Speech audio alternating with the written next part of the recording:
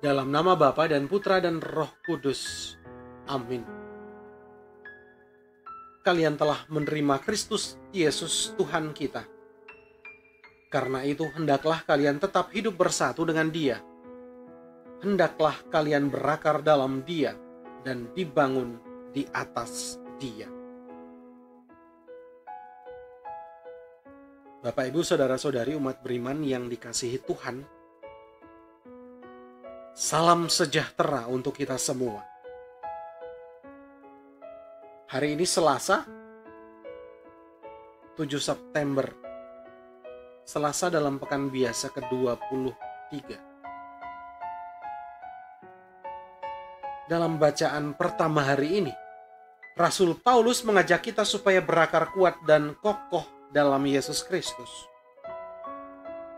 Dalam Dia, kita telah diperbarui dari manusia lama penuh dosa menuju manusia baru melalui pembaptisan dalam wafat dan kebangkitannya.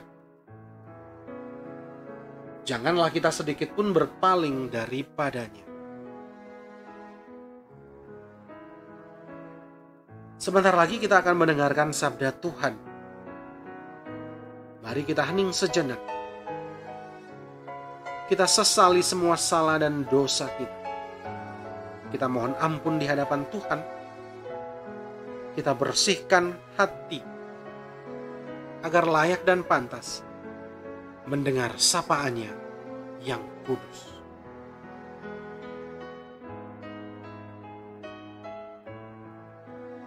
Haleluya, haleluya. Kalian telah kupilih dari dunia dan kutetapkan agar pergi dan berbuah, dan buahmu tinggal tetap. Haleluya. Semoga Tuhan beserta kita sekarang dan selama-lamanya. Inilah Injil Yesus Kristus menurut Lukas. Dimuliakanlah Tuhan.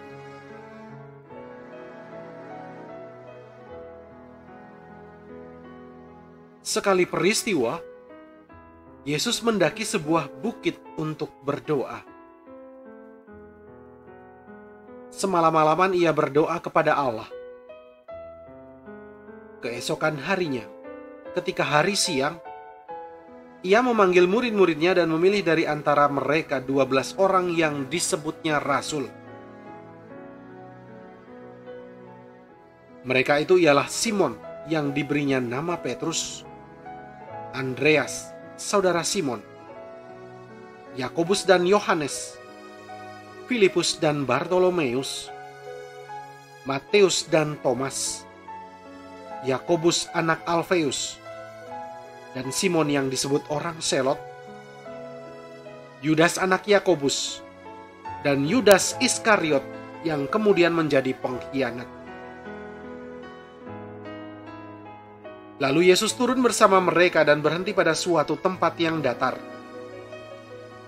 Di situ berkumpul sejumlah besar murid-muridnya dan banyak orang lain yang datang dari seluruh Yudea dan dari Yerusalem dan dari daerah pantai Tirus dan Sidon.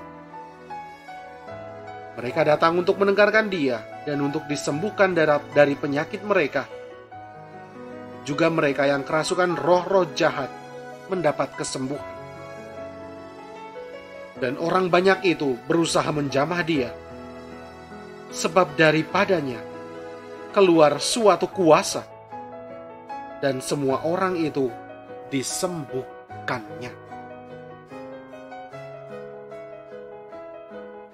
Demikianlah sabda Tuhan. Terpujilah Kristus. Memperjuangkan iman. Bapak, Ibu, Saudara-saudari umat beriman yang dikasihi Tuhan, pernahkah kita berhadapan dengan perintah? Tuliskan kelebihan dan kekurangan yang kalian miliki. Saya rasa tentu saja kita pernah. Dan hampir kebanyakan orang menuliskan kekurangannya lebih banyak daripada kelebihannya. Puji Tuhan, bahwa itu berarti kita dapat memaknai rasa ketergantungan kita pada Tuhan dan sesama yang ada di sekitar kita. Meski demikian, ada pula yang memandang banyaknya kekurangan yang ditulis itu seolah tidak menghargai anugerah-anugerah Tuhan yang ada pada setiap pribadi.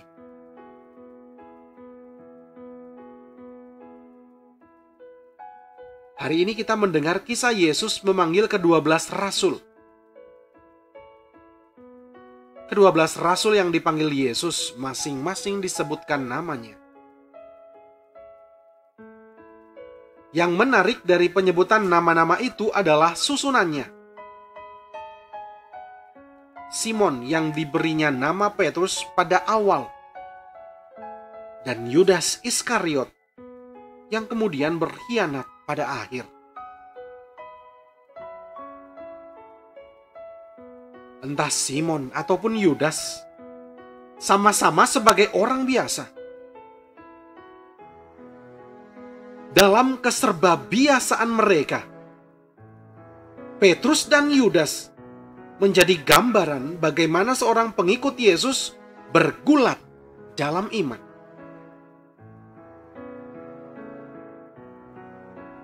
Namun demikian, keduanya berbeda pada akhirnya. Petrus yang tidak yakin saat berjalan di atas air, berlagak membela Yesus di Getsemani. Meski akhirnya berlari meninggalkannya dan menyangkal Yesus 3 kali,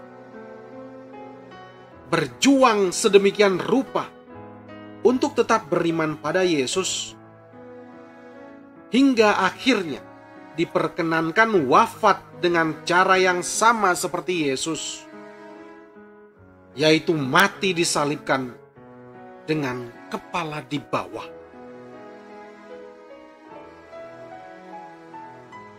Yudas pun memiliki kelemahannya dalam mengikut Yesus.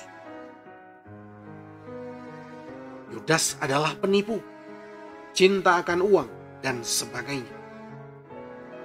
Sayangnya, Yudas tidak sanggup bangkit mengatasi kelemahan itu dan memilih mati bunuh diri.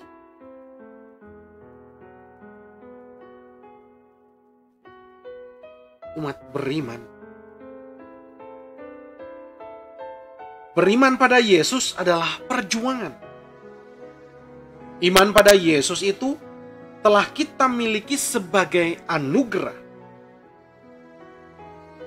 Kita juga diberinya nama lewat Santo Santa Pelindung, agar hidup para kudus itu menginspirasi kita bagaimana harus beriman. Akhirnya, dalam semua perjuangan itu, kita dihadapkan pada pilihan menjadi seperti Petrus yang bertahan setia hingga akhir hayat, atau menjadi seperti Yudas yang akhirnya berkhianat untuk hal duniawi.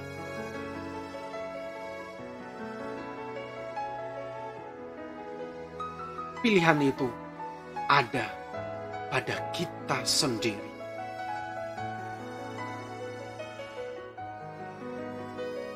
Semoga Tuhan senantiasa memberkati perjalanan hidup kita. Amin.